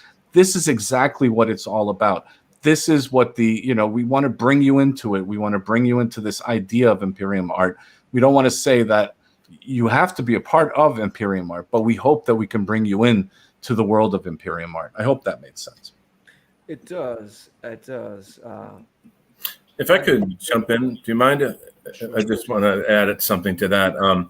One of the themes that has been throughout this show is that, for starters, just before we even started this project, we had to decide, like, there cannot really be a manifesto. This isn't like a movement where like, I don't know, 20 people all totally agree on one ideology and have the same style. That's a typical art movement right there. Like Impressionism or Fauvism, it's Surrealism, etc. But or even music, right? To some extent, you could say certain kinds of rock or certain kinds of folk, heavy metal or something or other. There's subgenres, etc. So it's not that, where it's more or less that there is a root of a sort of a sun that we all revolve around, and that's the topic of white replacement. That in some way or other, in our own artistic way, we're all responding to that central point. It's the cornerstone of this show, and I believe of the arts in our sphere. What's the difference between a song that is in some way, whether explicit or sublime or vague, is in some way responding to the white experience in this age, versus a song that's just, like we had a criticism by Apollonian Germ recently that was kind of a big topic. I did a response show to it, and he didn't like the idea of being explicitly white, that you should just do folk songs because that's white. Not, don't talk about white genocide. Don't talk about XYZ, all these things that we're acutely aware of in our movement. And that's like a really critical breaking point right there, where every artist has to, in their own way, come to terms with that boundary. And it's good to have you on the show and understand your logic and your sensibilities towards that boundary. And it informs other people in this project. It's not ever a wagging the finger, the emperor of art kind of mentality. It's always, hey, let's pass the mic around to everybody in the scene and see what each one of us has to say, because it enriches all of us. Now all of us are profoundly extended and enriched by you and every other guest on the show and the guests in the future. But go ahead. I'm sorry. Yeah, I just wanted to add to that doesn't mean that within our circles or even within the idea of Imperium art, there cannot be manifestos for various groups that want to express themselves very specifically. I think there's a lot of room for that as well. I also think that we have to understand the exclusivity of Imperium art and understand that there is a certain level of understanding of where we belong in this whole mass of artistic expression. We have to make very clear lines. That circles back to our conversation with John from Lilu and John about exclusivity versus inclusivity, and I think that that's also a very important point. So we're not saying that you have to be a part of Imperium art. We're also not saying that everything that is expressed within our spheres is Imperium art. We're also not saying that you can't do both. So the point is, though, that if you're doing Imperium art, if you're working in that kind of realm of the Imperium, so to speak, then you're expressing something very specific, but you don't have to express it explicitly. And there are many ways to express it. And I think that would be a good way of formulating it. But certain kinds of things just don't fit within the idea and the context of Imperium art either. Sure. Yeah, we're throwing like mouthfuls here, Well, the first thing you said, Nullis, when you first spoke, before Donald spoke several minutes ago, I'm just briefly glad that you said that. It reminded me of something you said earlier, and I just wanted to add, everybody has a place they're standing, a perspective. And that goes even with things that are not quite political or not explicitly political at all. Clearly, a lot of people who aren't white, they aren't, they're not too bashful about the fact that their culture and their experience and the people they grew up around are of their race or their ethnicity, and that informs some of what they do. It's like rap music and urban music. There's no manifesto about it being black, but it's clearly part of a black experience. It's explicitly black. Yeah. And that's more where I'm coming from. you have to have a place where you stand. I think a lot of the gibberish of the contemporary era, when people theorize about art, is they've tried to make it so that the cool thing to do is to act like you don't have a perspective at all, which is impossible. It's it's really anti-life at the root of it, because there's nothing like the whole the easy stereotype of the red splash on canvas or something like that is you're trying to say I don't have a perspective, or there's no ethnos that I come from. But at the same time, what it serves to do, it we know that it does still have a perspective, because it's a subvertive perspective where it's trying to get more people to feel like the right thing to do, or the more evolved thing to do, is Mhm. to not have any kind of location and time and space. And again, if you want to get even deeper, I know a lot of people are in this because they've been hurt, they've been abused. I spoke to how I saw the Rotherham thing and the sex grooming in the beginning, and that was huge for me. Hmm. Not to take anything away from those visceral experiences or those times when you need, the rubber meets the road and you need to defend yourself, you need to defend your family. And sometimes I do work that speaks to that. Hmm. Uh, but I simultaneously can speak to, and I'm drawn to pointing out that, and even in a more metaphysical sense, the whole project of all of these different ideologies and art movements that are all under the rubric of cancers on Western society, our peoples. Uh, Not only can you address it from that self-defense, okay, like my mom was jumped last night, so yeah, you're gonna be pissed off, you're gonna be angry, and you're gonna want to figure out why. You're gonna want to say our society has to go in a different direction because my family's getting hurt. That work has to be done on that level every day, and that's a real thing, and that's affecting people. When you hear about what's going on in South Africa, when you hear about what's going on everywhere, here too, people are getting hurt. That you can't get more serious than that.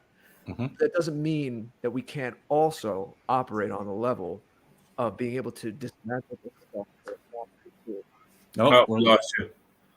Doesn't mean that you can't philosophically address the bigger picture too. right. Simultaneously say all of this is metaphysically wrong. It's not good for anybody, and here's why. Covering a skull in pink diamonds and saying that this is some genius work of art, selling it for millions. All the Turner Prize crap in London, the Tate Modern, that whole scene. Hmm. We need to be able to have people who can articulate not just, oh, we don't like it because the average person is taught to think that you're some country bumpkin who's not hip and not with it if you don't like that. No, you need to be able to demonstrate that this is actually nihilistic and it's eating away at people's sense of meaning and Yeah. location. Hmm. The world is any beauty you derive from the world, any sense of love. I do think it's about love, but love, my last essay is about love. And those 9 foundational essays, it's the umbrella, it's the alpha and omega of the whole thing I do. Hmm. But love implies boundaries. My big thing that I come back to is boundaries. That's how I'm able to navigate the fact that I'm a person of European descent, and at the appropriate times, I can be open. The If you scroll back up, it's actually under the why section is where those essays. Oh, I see. Okay. Yeah, yeah. Hmm. They're kind of it's kind of like a long about if you wanted to get like the spirit of why I do what I do. So having said all that, guys,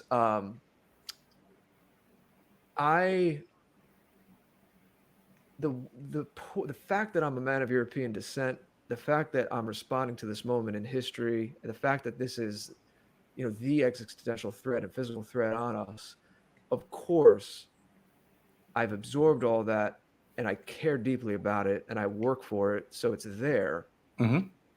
But I wouldn't say that that is my one and only position as an artist. Right. It's it's understood that this is just a healthier, more balanced way to approach life.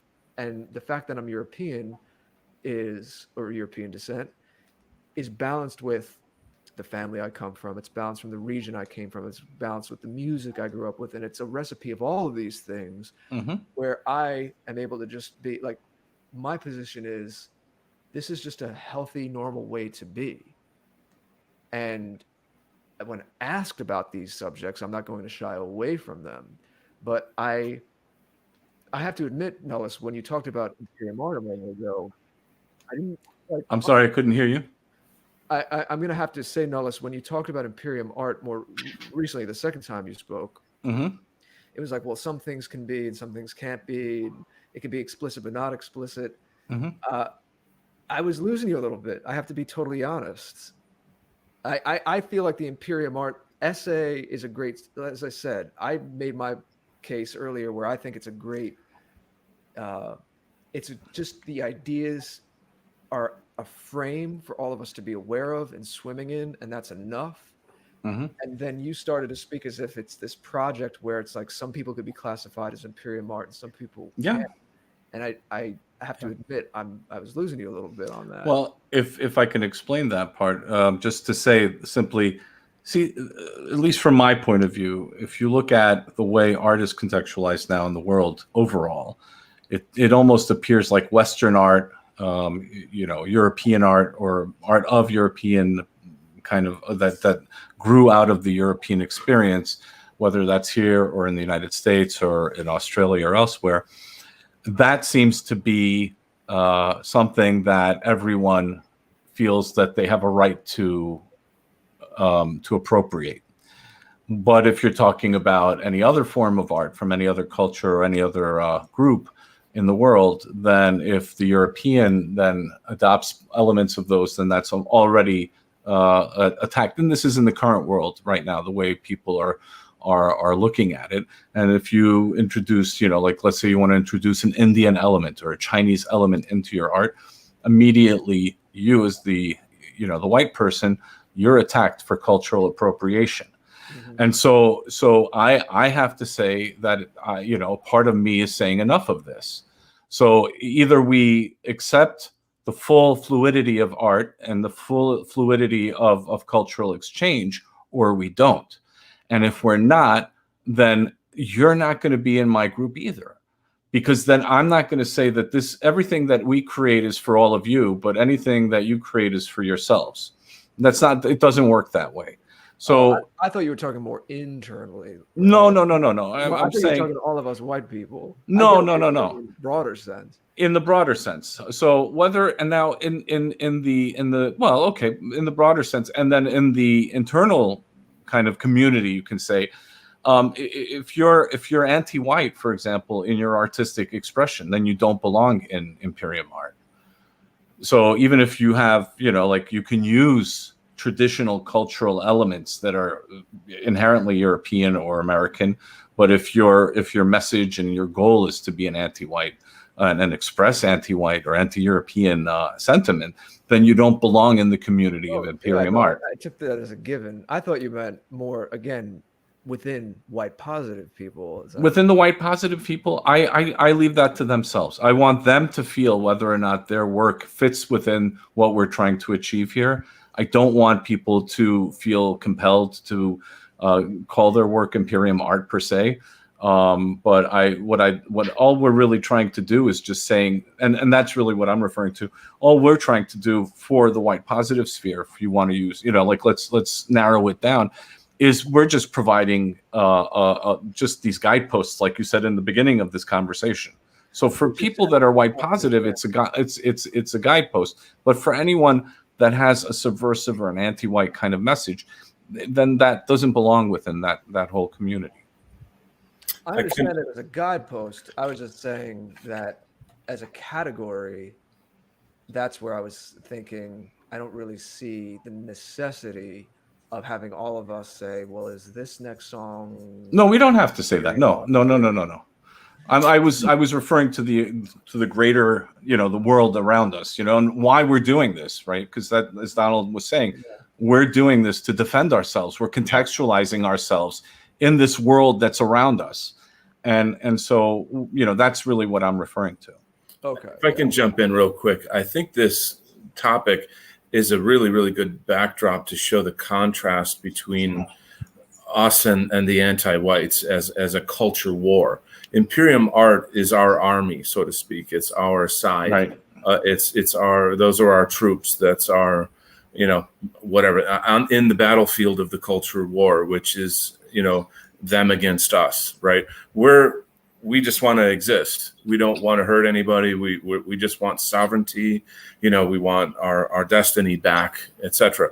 And just expressing whiteness is something that people get attacked for, and that itself just demonstrates, okay, we're at a culture war. So I feel that it's a tricky topic because maybe I could continue the war or army analogy. You've got ground soldiers, you've got tanks, you've got helicopters, you've got people, working in headquarters, looking at radar maps, and everybody has a different role to play, and some of it would be explicit and some implicit or subtle.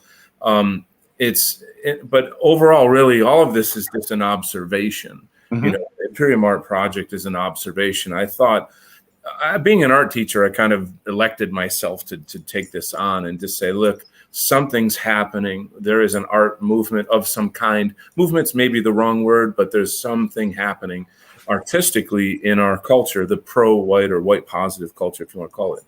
And it needs to be a new culture in general. It is, absolutely. And I love this culture, So I thought, let's make a platform for it. This would be a fantastic thing to talk to people about, and then to get everyone in our sphere aware of it, to have a documentation or documentary that could then be held for, say, posterity, for schools, for people in the next generation someday when we're old and we're going to pass the torch.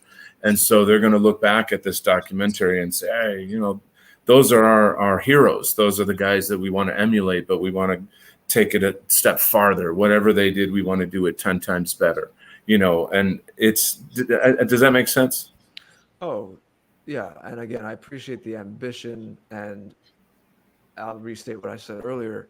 I think merely if you passionately engage in this discussion, whether or not you're a guest on this show, you might, most of the people are going to be in the chat, but still imbibing in the culture, caring about it, talking about it.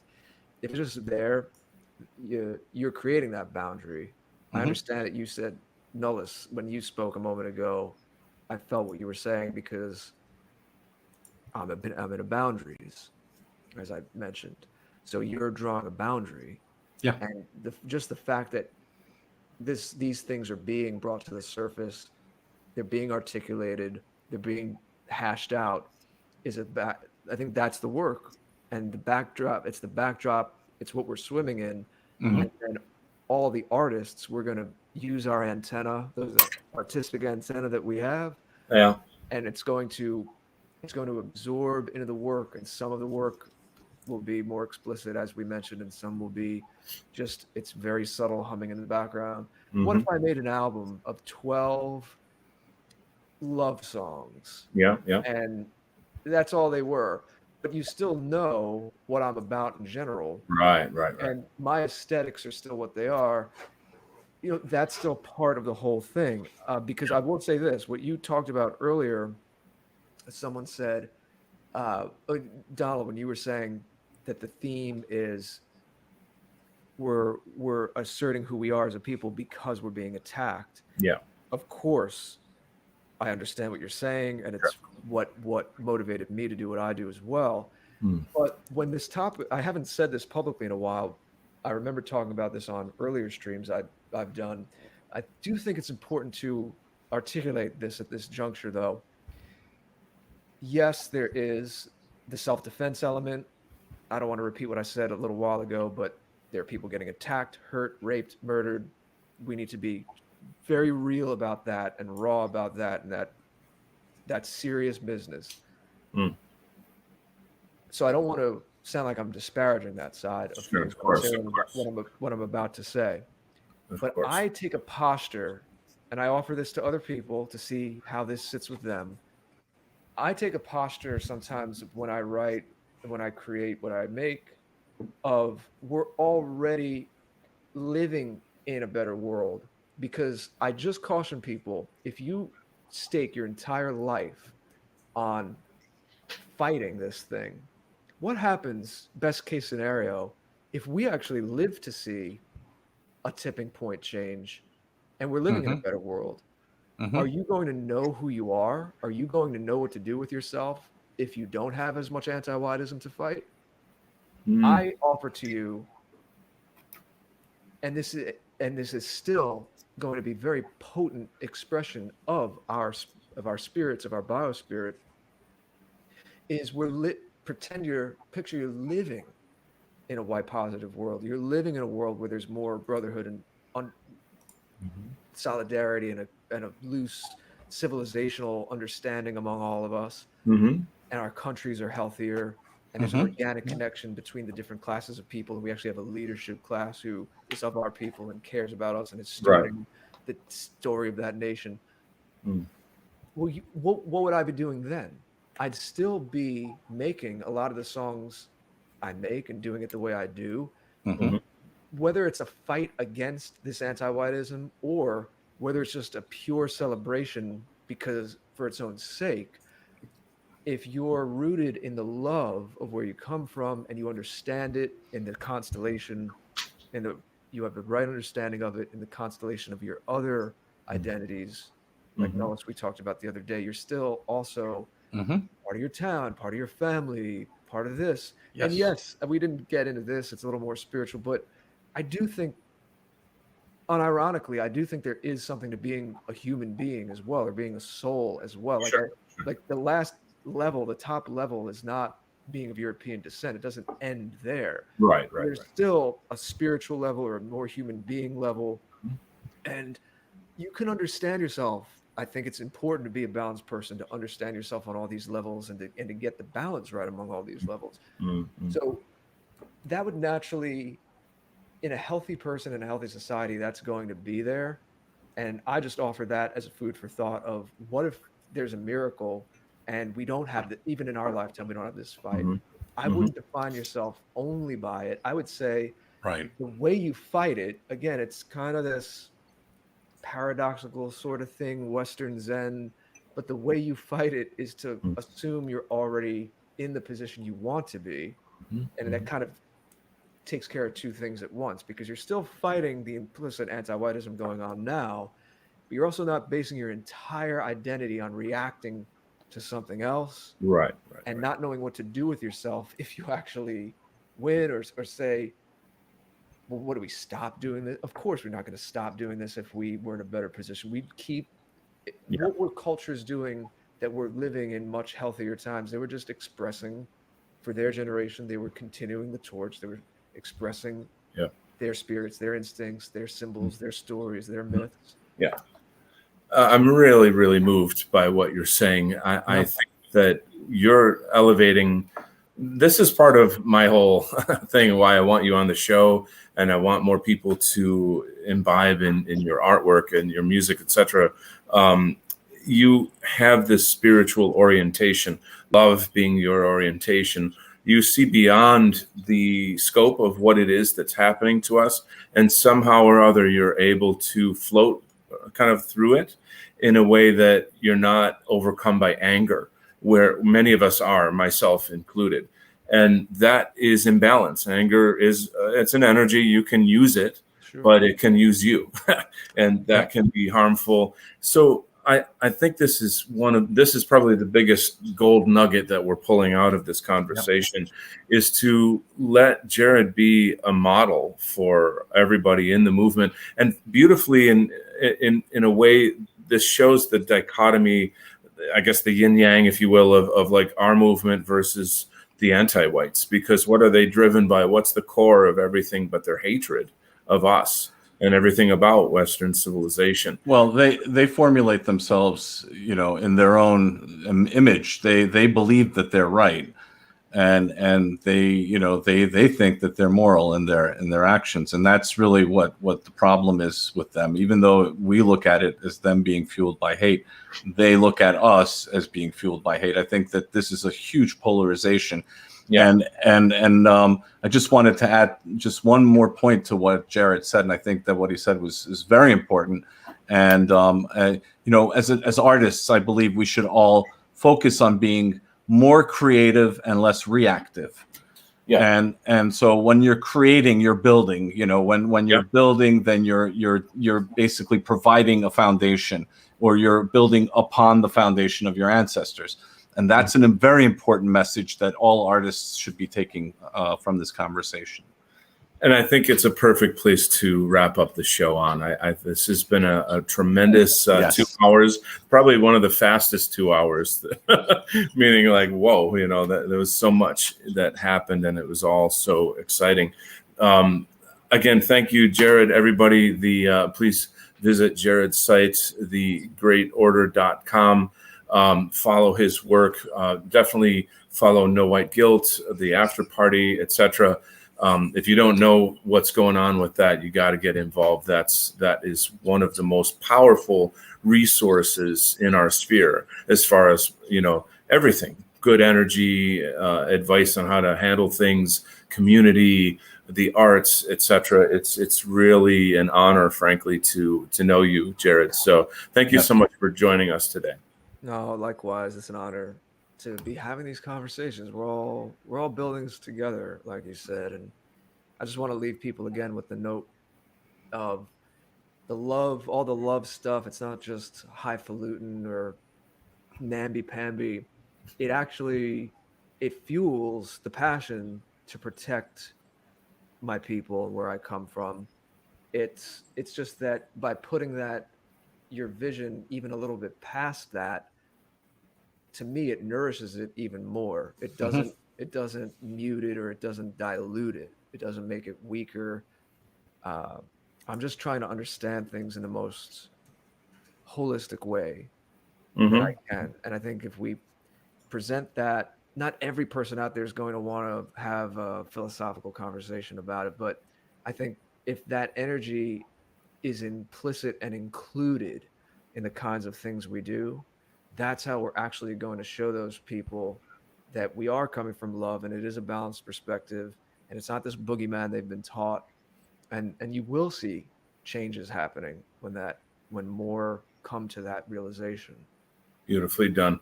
Well, once again, thanks also to Nellis for his insights as well. And thank you, Jared.